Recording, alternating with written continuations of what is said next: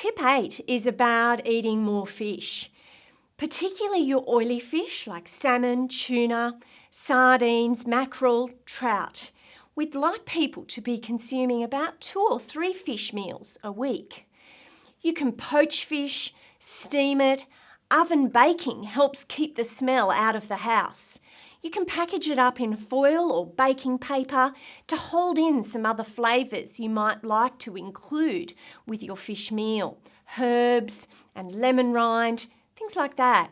Barbecuing and stir frying is also particularly good. And I think we need to start thinking of fish as an easy meal.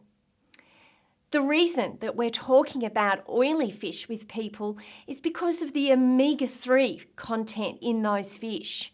Now, if you can't tolerate fish or you have an allergy to fish or seafood, you might be concerned about this particular tip.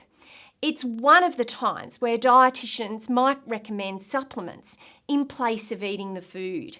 So including an omega-3 supplement as part of your general routine can be a good way of getting the omega-3.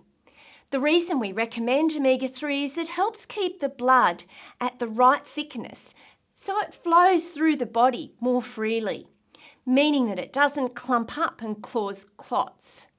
It can help reduce triglyceride levels, a type of fat in the blood, and it can also help reduce blood pressure. There's also some evidence that it can help with reducing the incidence of depression and in prevention, perhaps, of Alzheimer's.